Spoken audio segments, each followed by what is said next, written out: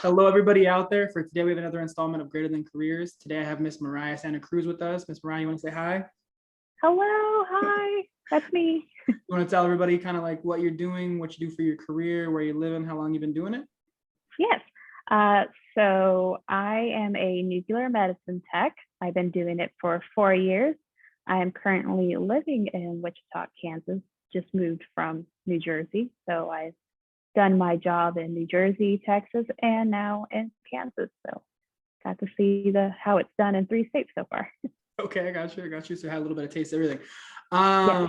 So within your actual job, what is like your specific job title? My title is a nuclear medicine technologist.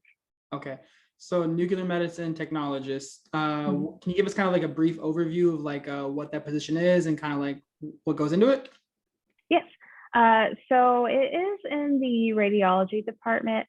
And what I like to tell a lot of people is it's kind of like the opposite of like an X-ray and CT where the machines perform the radiation to get the pictures.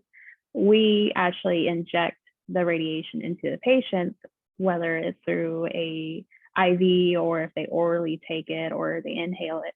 But the radiation goes inside so we can get function and anatomy for pictures, where a lot of times the other cameras are just doing an anatomy thing, but mine gets to see how well the organs are working for what test we do.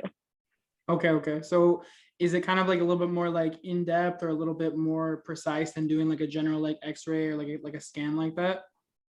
It's pretty broad, but they're each test, each little tracer that we use is made to work with a certain body type. So we do everything from head to toe, brain, kidneys, lungs, hearts, and a lot of times we even have different type of cameras. So you can go into what we call a PET. You can be a PET tech, which is nuclear medicine, but that is also working with a different tracer. And that a lot of times you hear that with cancer patients. So it's pretty broad, but each tracer is pretty specific for what it needs to go to. So that part would be specific. That makes sense. Yeah, it does. It does. It sounds really awesome, actually. Definitely kind of a cool field to be in as far as like helping people that are going through some difficult times, it sounds like. Yes. So what got you interested like in the nuclear medicine field in the first place? Originally, when I was a little senior in high school trying to figure things out, I wanted to be a radiologist. So I was looking into programs that I could get into because I didn't want to do like biology. I wanted something that would kind of, put me in front. And I saw nuclear medicine and it really intrigued me. I liked how I had clinicals. So I went into that. And then throughout school, I discovered I really loved that instead and stuck with that. Okay, that sounds awesome. So sounds like something you were interested in, kind of went into the same direction. Yeah. As far as like working in nuclear medicine, what was like the first position that you held and like or was it the same thing you're doing now? The first position I held, I got really lucky. I was a full-time tech at a small hospital, very small, like 70 beds. It was in Fredericksburg. So not as big as a patient load or anything like that, but I did have my full-time hours. In New Jersey, though, when I got there, I had to do what we call per diem tech, which is kind of like a substitute tech.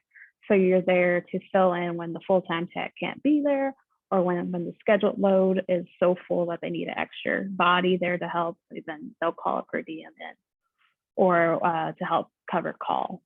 So I was doing those. And in New Jersey, I was also doing a contracted job with cardiology offices. And I would come in and do nuclear stress tests for them when they need it. Okay. So that's kind of how you got your foot in the door. How I got my foot in the door in New Jersey, yeah. Okay. And then how I got my foot in the door just in general was working at that small little hospital. That's cool. It's kind of like getting started. It's like a little bit of experience and then moving your way up. Yeah. So can you kind of tell us like what a typical day or maybe even like a week looks like working in like your position? Yeah. So every day can be completely different. Like some days you will feel like you ran like 10 miles. Or you can have another day where you feel like you did nothing. uh, so that's kind of what I like about this job, is because it's always different every day. And the patients are always different, so that keeps you on your toes, and you kind of get a break when it's slow. But when it's fast paced, it kind of gives you that adrenaline of doing things. I always tell everybody that a lot of times nuclear medicine is like hurry up and wait. So, but that day to day, you go in, you start your QCs on your equipment, because not only do you need to make sure your quality control is good for the camera that you're working with, but the devices that you use to measure these radioactive tracers, so you have to go in usually an hour early is what I see, sometimes 30 minutes early, depends on the department. And then the first patients will start coming in. Like I said, it's hurry up and wait. A lot of times in nuclear medicine, you start something, you inject something, but it doesn't happen immediately. So you'll wait and then get them on a camera. Our cameras our images are not as fast as X-ray, so it's not like a stand there, shoot, stand there, shoot. Ours is, since we're looking at a function, we have to wait for the body to do things correctly. So you have exams that are 30 minutes to 2 hours. It's sometimes pause, go. There's a lot of different things that go on throughout the day. So you have to really juggle and be aware of your time. Okay, I got you. So it sounds like you're doing a lot. So it kind of makes sense that some days you're going to be, running those 10 miles, like you said, and then some days you're like, it's not that busy today. I'm waiting a lot more than normal. Exactly. Because sometimes you are juggling, doing multiple things that take forever. And then sometimes you have a small schedule. So you just have that, okay, I did this, I'm going to wait. And then here they come back. And then, so it's nice. Yeah, it's nice to have kind of like that ebb and flow and a little bit of balance. So how many hours a week are you working, like on average right now? So on average, it's supposed to be 40 hours. Sometimes I am actually at a place where I rotate through 3 hospitals. It's the same hospital, but they have 3 throughout the city. Mm-hmm. And one, we have like a busy one. We have our medium one, and we have our slower one. So the weeks I'm at the slower one, sometimes I can actually leave early. So that's why I say sometimes it can be under, and then sometimes it can be over, because at the busy hospital, you got to stay to get things done, because not only are you doing outpatient exams, you're doing inpatient, so they can get added on. And you also take call. So sometimes, just depending on how much call you take and how bad the weekend was or the weeknights are, like they can add on those. So 40 hours is what it's supposed to be, but it's probably somewhere between 40 and 50. Okay. I got you. So is that any different than when you first started out working like in the Frederick's Hospital, or is it kind of the same thing? So the Fredericksburg Hospital, since it was smaller and it wasn't like a trauma one center type place, the call wasn't as bad. The client load wasn't as bad. So I was probably more hitting between like a 32 to 40 hours. Okay. So it sounds like a smaller hospital is not going to be as crazy busy, but when you kind of move your way up a little bit, it's going to get faster and quicker pace. Yes, it definitely depends on the department you work for, what kind of hospital. And then outpatient clinics is a whole different world too. That's more like a set, like you have your set hour, you don't take calls, so it's a little easier. Okay, got you. Makes sense. So one of my favorite questions to always ask, Mariah, is what was the first job you actually ever worked? My first job was, I was working at JCPenney's shoe department. Okay. What did you do for them? I got people shoes. Okay, I got you. Yeah, I was that person that came out and said, can I help you today? And then you say, I want this. I'm like, okay, let me see if we have it. And then ring it up. That was it. It's not too bad. It seems like I talk to everybody, and it seems like everyone always tells me they worked like in a restaurant. So I'm happy to find somebody else who worked in like retail merchandise like sector to start. So I did that too. Oh, okay. I was a bartender as well, and a waitress. So I did all. Jack of all trades or Jill of all Yep. trades or whatever they Yep. So I know you said you had went to school. Where'd you go to school at? I went to the University of Incarnate Word.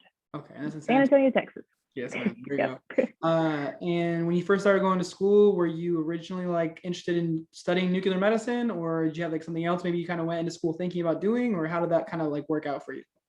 I was interested in doing nuclear medicine for my degree, but I was not the plan to use it as a career. So originally I had that pre-med connected to it.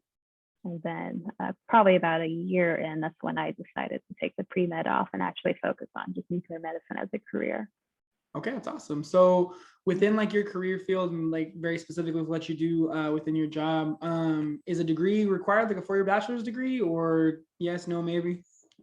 So it used to be an associate's degree. You can get a nuclear medicine job, but now they're slowly transitioning it to require a bachelor's degree. They're seeing a lot more programs, a lot more schools offer a bachelor's program in nuclear medicine.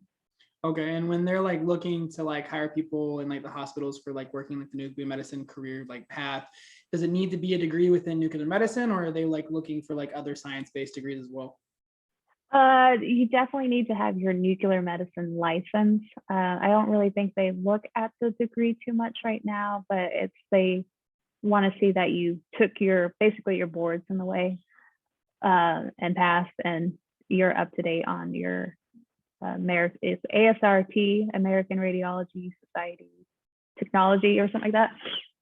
Or there's another board, Nuclear Medicine Board, NBCT. You either have to have one of those to get one of these jobs. Okay. And then just do a degree. Yes, and those license programs require you to have the schooling. So that's where that trickles in. So you can't just kind of come off the streets and take the test and then go. You have to have proof that you either have your bachelor's degree or you did the program through a tech school. Okay, so basically right now it's preferable to get a bachelor's with focus in nuclear medicine and then going and passing to one of the two certifications as well, obviously. Yes. Yeah, okay. I think they're starting to lean towards it. Okay, no, that makes a lot of sense. So getting into the field with like, aside from like the school portion of it, how competitive is it getting into like a job within one of these hospitals within nuclear medicine? Not gonna lie, it can be very competitive getting a job, especially, it just depends on where you're looking. A lot of times, if you're looking for a job right where the school is at, it's going to be harder. The farther you have to be flexible in a way to be able to move. The farther you're away from the school, I feel like the more job opportunities there are.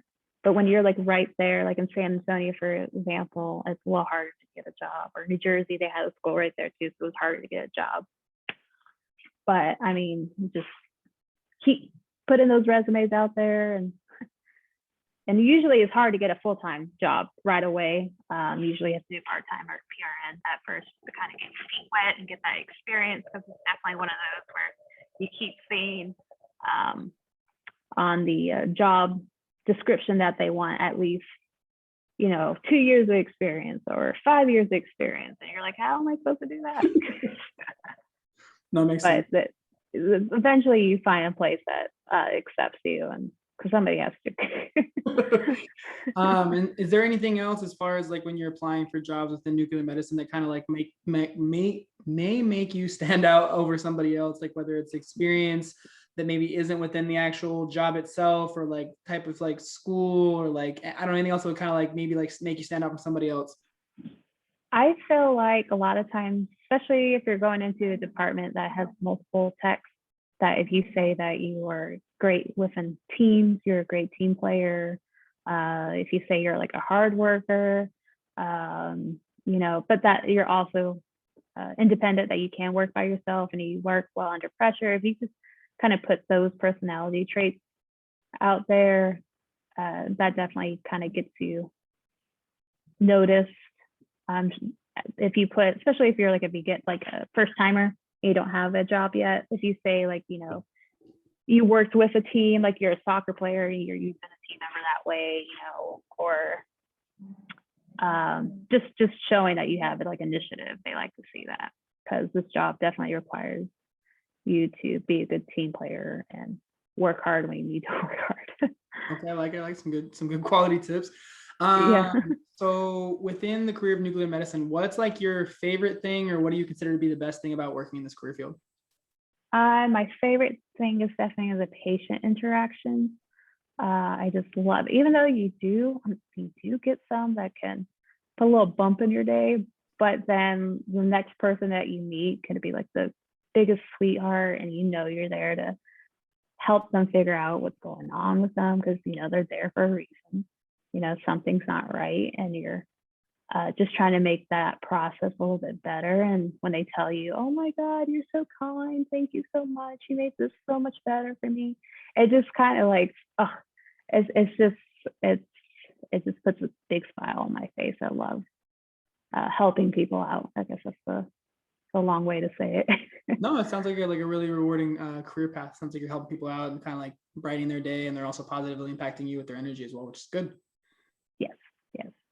So on the flip side, I always hate to ask the question, but I think it's always really valuable for people to kind of know, like, what's the thing that you like least, or the thing that you think is kind of like the worst part about working within this career path? Call can be sometimes, and again, this is one of those things where it depends on what hospital you work for. I've seen kind of all worlds of call, because that small hospital, like I said, it was like if I didn't get called after 12 p.m., I knew I wasn't going to get called in at all that day.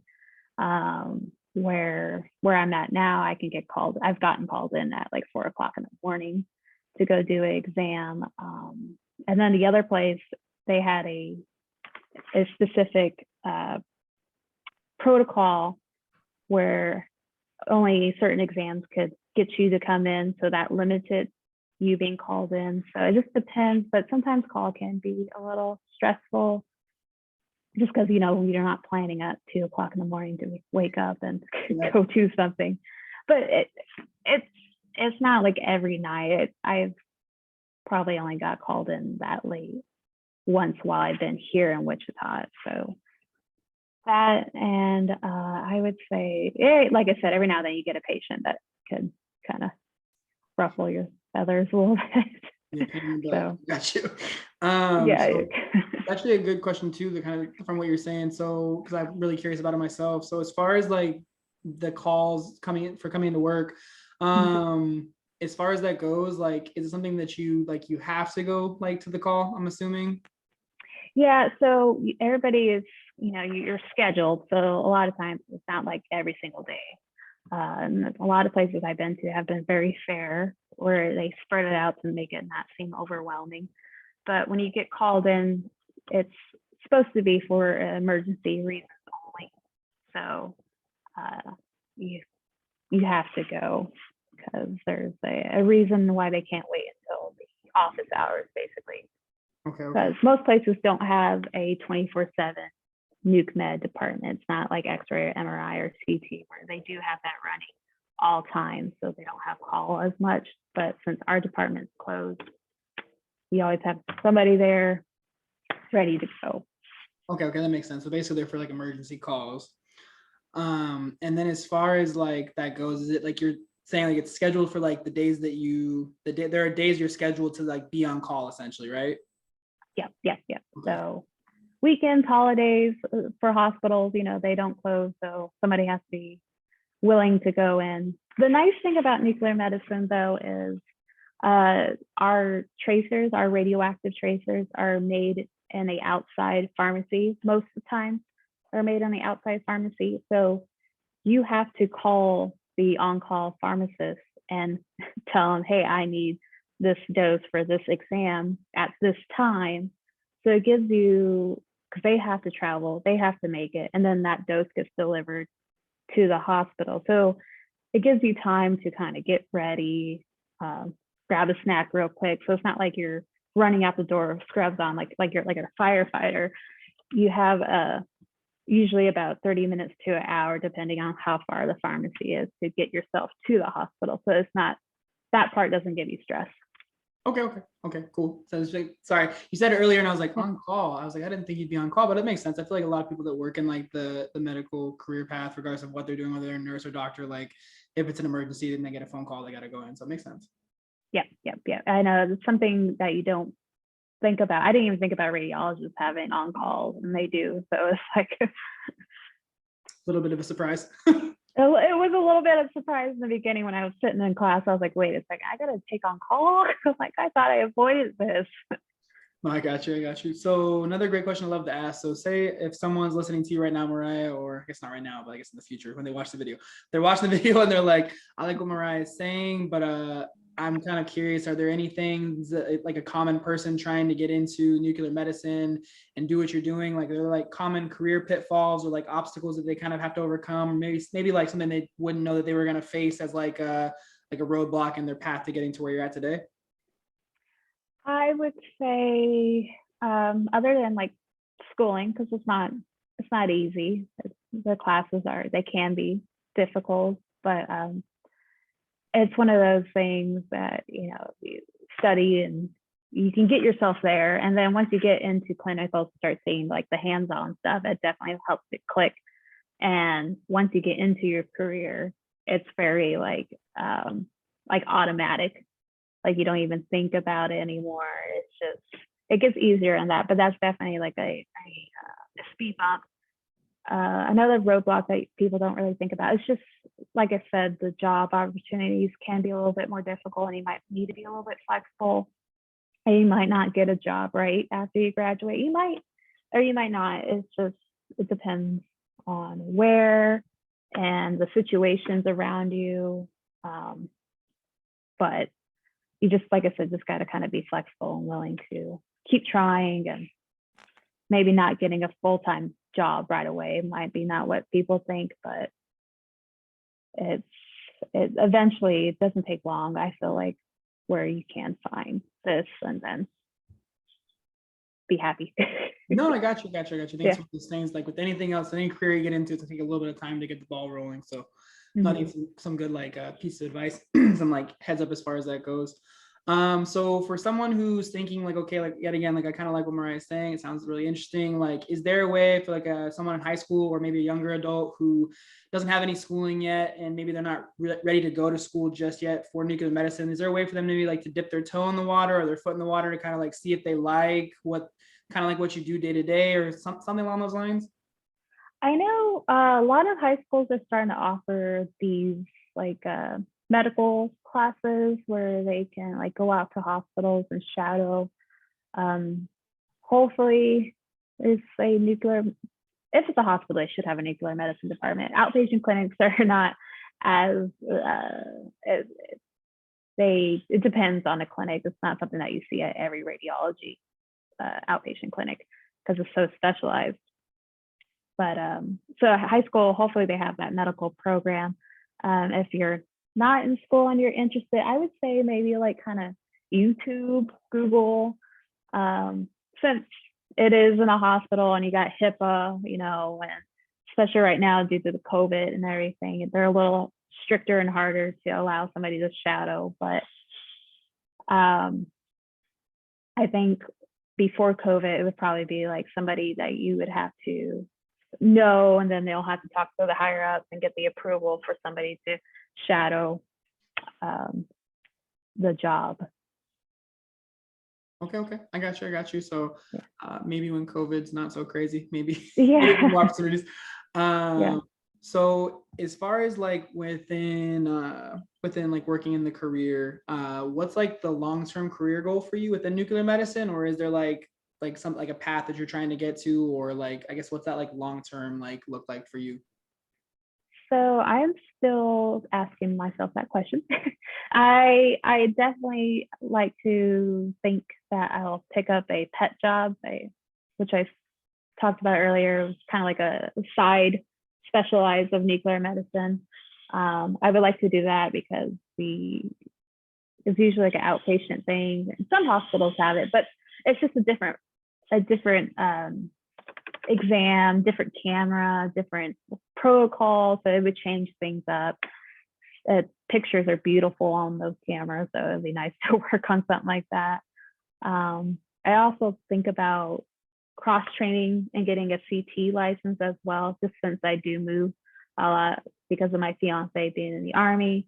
And how I said nuclear medicine's not as always available, but CT is always available. So I thought about picking up that license, which I can easily, well, I don't want to easily do, but with the license I have, I don't have to go to school to get my CT license because they work with each other. So I would just have to kind of do like they'll send you the book and then you send quizzes out and then you get your shadowing for CT. Then you take your board and then you can get the license that way instead of actually going into school and do the program. So I thought about doing CT, maybe picking up MRI. And the reason why I'm telling you all this is because if you can kind of get yourself multiple modalities, maybe one day I thought about maybe being a manager of a department, the radiology manager or something like that. Those are what kind of stuff I think about is either going into the more administrative world or just kind of picking up a specialized, sorry, You're fine. Specialized profession. No, it sounds good. So it sounds like there's like a lot of different areas you can kind of like go into, maybe specialize a little more in, and also kind of I like kind of what you said as far as like if you kind of pick up more modalities, it's going to give you the ability to possibly like run your own department because you have experience in all those different areas, which is awesome. So as far as like working like in nuclear medicine or maybe just working in the medical field in general, do you feel like there's a typical like personality type or personality traits or attributes that kind of like would be helpful for someone to have in this field, or what are your thoughts? I definitely think there's some personality traits that can be helpful. I'm not saying that if you don't have these traits, you won't be able to do the job. But I just being a person that is willing to help other people, other coworkers, other just random people walking through the hallways, having a positive attitude, I feel like definitely helps because like I said, sometimes you might run into a patient that gives you a little bit of rough time, or not even a patient, a doctor or a nurse or another tech that's ultrasound tech, a x-ray tech that kind of working with your exam. You need to kind of be positive and don't take things personally because they might be having a rough day too, especially a patient you don't know what well, sometimes you do know what they're going through, but it's just, you can't take things personally. And so having a little bit of a tougher skin because of that. And also you'll see people that are not in their best shape of life. Sometimes you have to deal with people that are literally not living at all, to be honest. So sometimes that can be tough on you, but so positive teamwork, maybe having a tougher skin. Okay, I got you. Yeah. So, no, some good advice right there as far as like different like not necessarily like things that you have to have, but things that are gonna be helpful for you to have. So definitely some things for people to work on. So working with the nuclear medicine, how does it affect like your general lifestyle, like outside of work, or is it like one of those things that's like, you're taking it home with you all the time, or kind of like how does that ebb and flow balance work for you? I definitely come home and vent sometimes. Also, I do have to say I love telling people what I do because the facial reaction to them is awesome. When you tell them you are a nuclear medicine tech, it's always like, oh, wow, that's impressive. You're like, it's not. You're like, just a little bit, yeah. But it's just, that part's really fun, I have to say.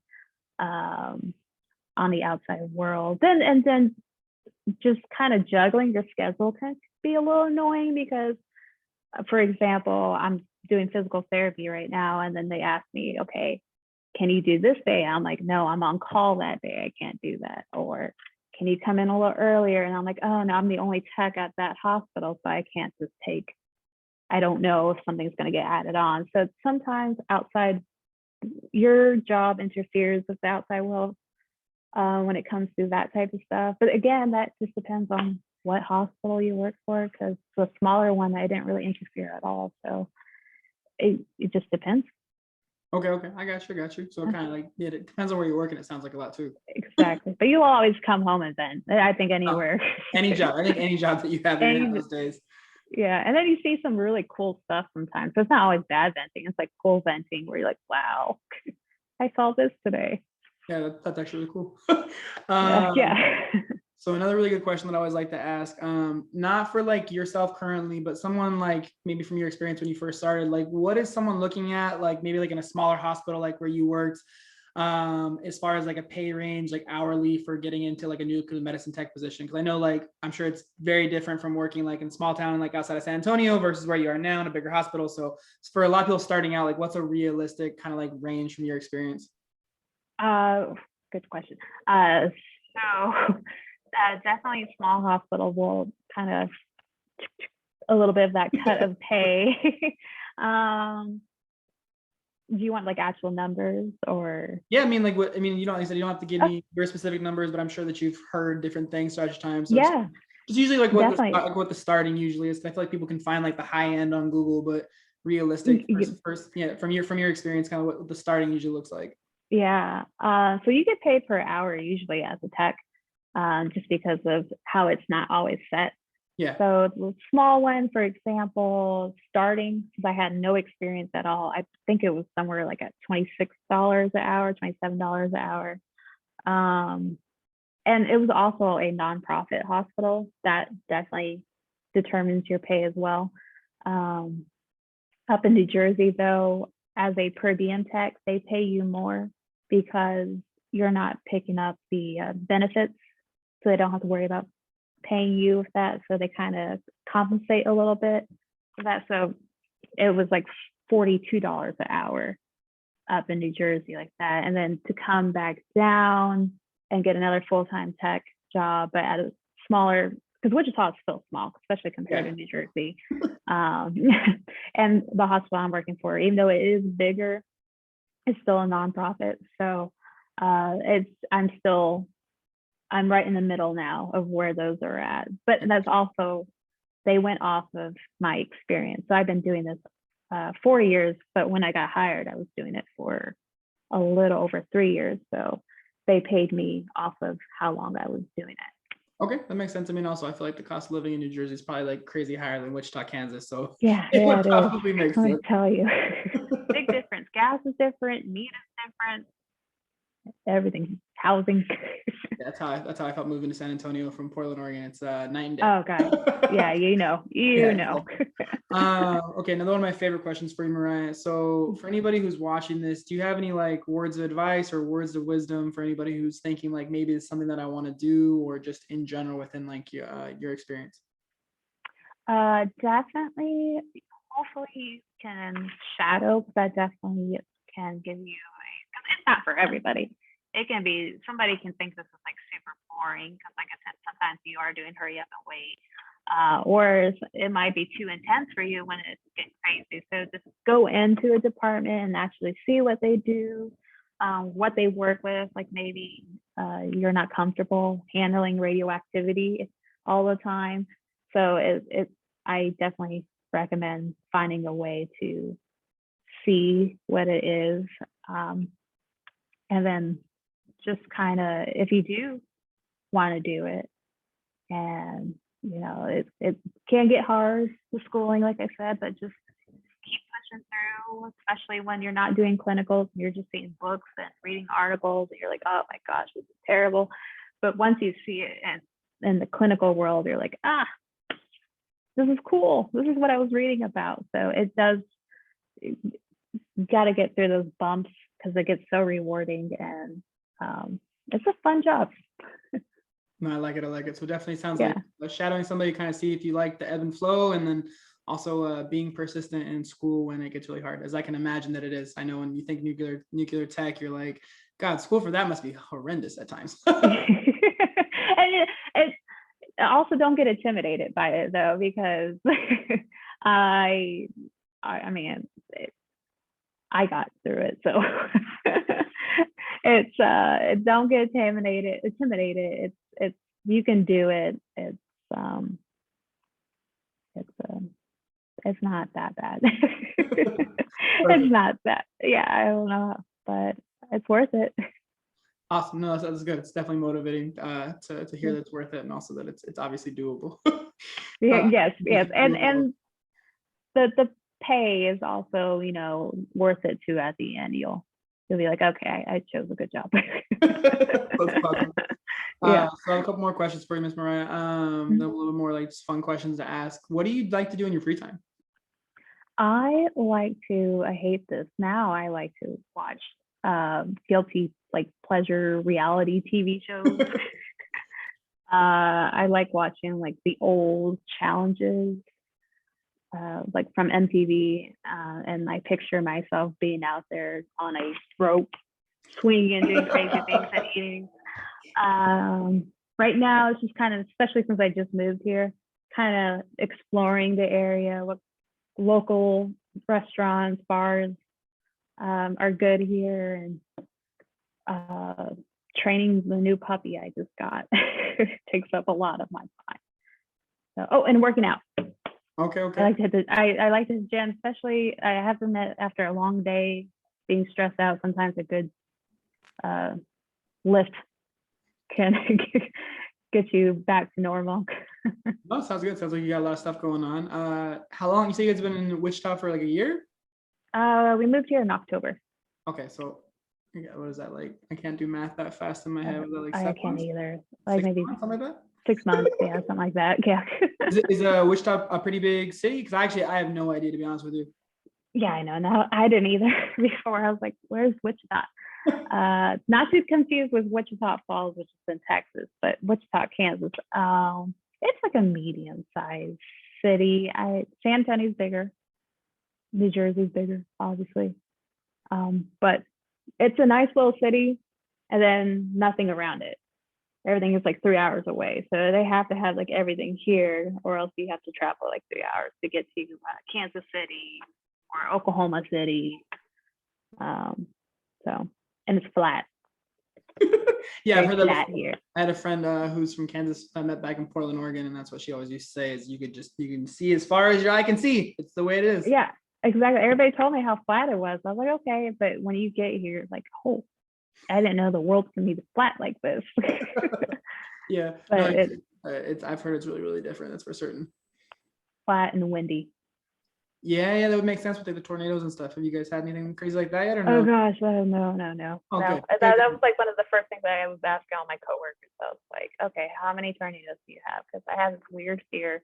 I watched Twister too much as a child, and now I'm like terrified of a tornado. And they're like, oh, we haven't had one in like 10 years, I think they say, like a big one. So I'm like, okay.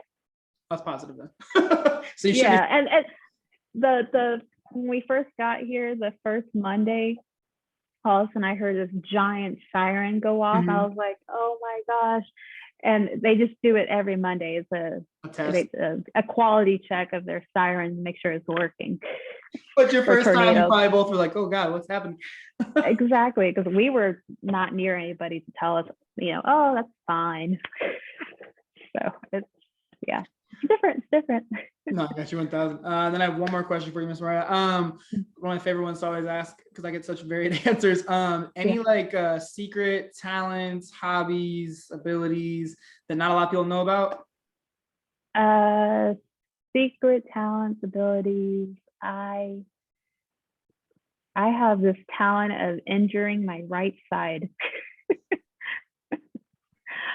I know that's a weird talent, but everything on my right side seems to always get hurt. I used to be a soccer player, but I retired because of that. So just always hurting different like body parts on your right hand side of your body? Yeah. I've had 3 surgeries on my knee. Currently got a pinched nerve in my right shoulder. Always did something to my toe the other month. But it's always on my right side. My left side's never getting injured. So that's a talent I guess I have, is to hurt my right side. Secret ability, I'm trying to think. I don't have the ability to get over 5 foot. I'm a very short person. No, I like it. Yeah. Okay, it's awesome. So the only other question I have for you, and I feel bad that I didn't ask at the beginning, but I honestly forgot because I was remembering to record the button this time.